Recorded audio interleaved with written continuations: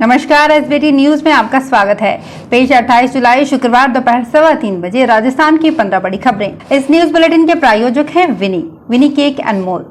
तो सबसे पहले एक नजर डालते हैं आज की हेडलाइंस पर। गुजरात से यूपी तक राहुल प्रियंका भरेंगे चुनावी हुंकार।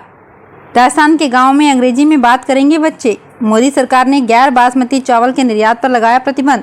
कांग्रेस भाजपा से पहले बसपा ने किया प्रत्याशियों का ऐलान और आई फ्लू से बचाव एवं रोकथाम के लिए प्रचार प्रसार करने का आह्वान। और अब खबरें विस्तार से।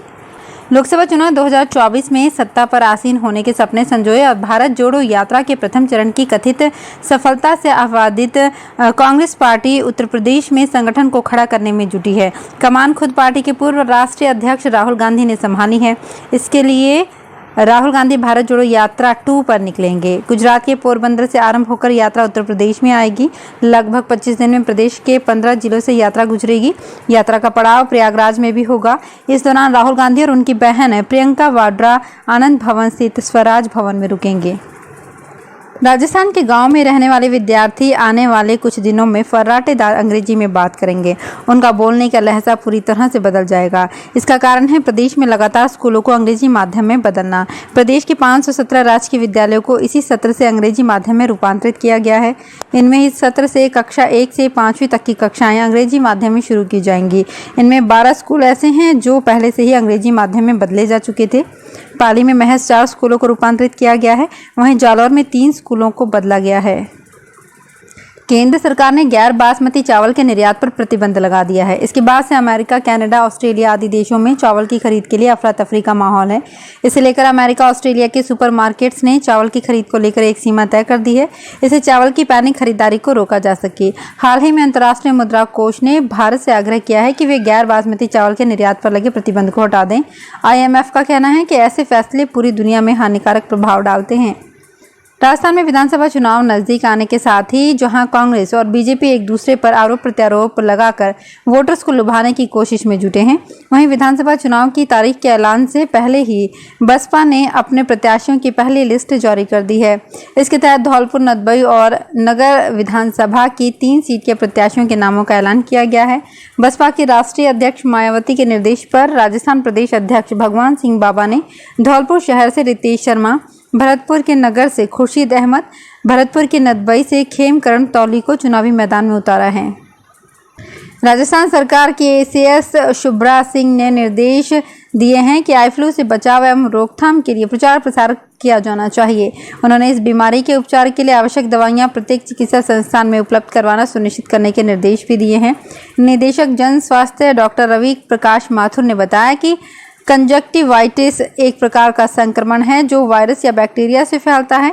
ये बीमारी मानसून के मौसम में एवं जलवायु परिवर्तन के कारण उत्पन्न होती है। आंखों में लालपन, सूजन, लिड्स में सूजन और खुजली इस संक्रमण के प्रमुख लक्षण हैं। राजस्थान में चुनाव को देखते हुए ABP ने सी वोटर के साथ एक ओपिनियन पोल किया है।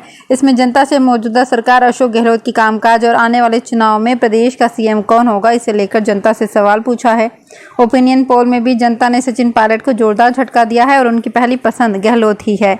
इसके अलावा पूर्व CM वसुंधरा राजे, केंद्रीय मंत्री गजेंद्र सिंह शेखावत एवं राज्यवर्धन सिंह राठौड़ के नाम पर भी लोगों ने विश्वास जताया है। अब आंगनवाड़ी में बच्चों को प्रतिदिन गर्म पोषाहार मिलेगा। सरकार ने इसके लिए राज्य के सभी आंगनवाड़ी केंद्रों को गैस कनेक्शन देने के आदेश जारी किए हैं। इससे अति कुपोषित बच्चों को हर रोज गुणवत्तापूर्ण गर्मा गर्म पूरक पोषाहार केंद्र पर ही सहजता से उपलब्ध हो सकेगा। हालांकि 3 से 6 वर्ष के बच्चों एवं इसी वर्ग के अति कुपोषित बच्चों को प्रतिदिन गर्म पूरक पोषाहार की आपूर्ति केंद्रों पर की जा रही है, लेकिन इसे केंद्र पर पकाने का इंतजाम नहीं होने के कारण बच्चों को सूखा पोषाहार ही दिया जा रहा था। विश्व बाघ दिवस के अवसर पर सवाई माधोपुर में साइकिल रैली का आयोजन किया। बाघ दिवस से एक दिन पूर्व शुक्रवार को पथिक लोक सेवा समिति और वन विभाग की ओर से साइकिल रैली निकाली गई। पथिक लोक सेवा समिति के अध्यक्ष मुकेश सीट ने बताया कि साइकिल रैली को जिला कलेक्ट्रेट परिसर से रणथंभौर टाइगर रिजर्व प्रथम के DFO मोहित गुप्ता, सामाजिक वानिकी श्रवण रेड्डी और ASP हिमांशु शर्मा ने हरी झंडी दिखाकर रवाना किया। ये रैली जिला कलेक्ट्रेट से रवाना होकर बजरिया होकर हमीर ब्रिज दशहरा मैदान पहुंची। वहां बच्चों को T-शर्ट बांटी गई। राजस्व विभाग की जमाबंदी में म्यूटेशन के जरिए आम काश्तकारों को अपना नाम दर्ज करवाने के लिए पटवार भवन से तहसील के 1 महीने तक चक्कर लगाने पड़ते हैं। कभी सर्वर डाउन तो कभी राज कार्य में व्यस्त होने का बहाना। लेकिन जयपुर तहसील के झोटवाड़ा ग्राम की चोमू पुलिया स्थित 400 करोड़ की बेशकीमती 18 बीघा जमीन का एक ही दिन में म्यूटेशन खुल गया। म्यूटेशन की फाइल 17 जुलाई को पटवारी से नायब तहसीलदार तक पहुंच गई और रात तक म्यूटेशन लॉक होकर जमाबंदी में भी दर्ज हो गया। मामले में म्यूटेशन खोलने का आदेश देने वाले तहसीलदार संदीप बैरड को रेवेन्यू बोर्ड ने सस्पेंड कर दिया है। हाईकोर्ट ने राजस्थान सरकार को 4 सप्ताह में ये बताने को कहा है कि पूर्व में सीएस की ओर से शहर को समस्या मुक्त करने के लिए पेश किए 10 साल के विजन प्लान पर उन्होंने अभी तक क्या कार्यवाही की है। जस्टिस MM श्रीवास्तव और जस्टिस प्रवीर भटनागर की खंडपीठ ने यह आदेश शहर में सफाई, पार्किंग, अतिक्रमण और ट्रैफिक मैनेजमेंट सहित अन्य समस्याओं पर लिए स्व प्रेरित प्रसंज्ञान पर सुनवाई करते हुए दिया। जोधपुर रेल मंडल पर विद्युतीकरण का काम जोरों पर चल रहा है। वर्तमान में जोधपुर से जयपुर रूट पर इलेक्ट्रिफिकेशन का काम कराया जा रहा है। ये रेलखंड पूरा होते ही जोधपुर से जयपुर के बीच इलेक्ट्रिक ट्रेनें दौड़ेंगी। इससे समय की बचत होगी। जोधपुर मंडल पर अब तक करीब 50% काम पूरा कर लिया गया है। भीलवाड़ा में विश्रांति गृह और कबूतर खाने बनने की रफ्तार अब धीमी होने लगी है। कुछ जगह निरस्त करने पड़े हैं। इसका कारण जिला परिषद की ओर से मांगा जाने वाला शपथ पत्र है। दरअसल अधिकांश विश्रांति गृह और कबूतर खाने धार्मिक स्थान पर ही बनाए जा रहे हैं। ये निर्माण कार्य MP MLA फंड से प्रस्तावित होते हैं, लेकिन नियम के मुताबिक धार्मिक स्थानों पर MP MLA फंड से धार्मिक स्थान पर इस तरह के निर्माण कार्य नहीं कराए जा सकते। जिला परिषद अब शपथ पत्र मांगने लगी है कि प्रस्तावित विश्रांति गृह या कबूतर खाना धार्मिक स्थान पर नहीं बन रहा है।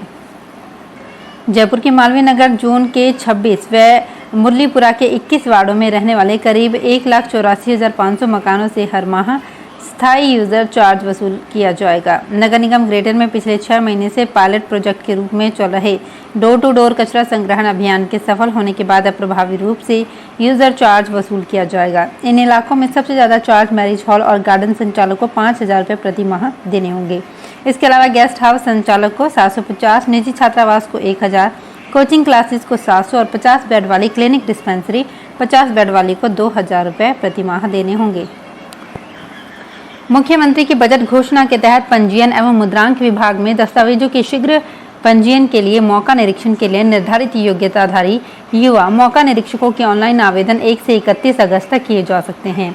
विभाग के वृत्त अलवर की उप महानिरीक्षक संजू शर्मा ने बताया कि निर्धारित समय अवधि के बाद लिंक स्वतः ही निष्क्रिय हो जाएगा।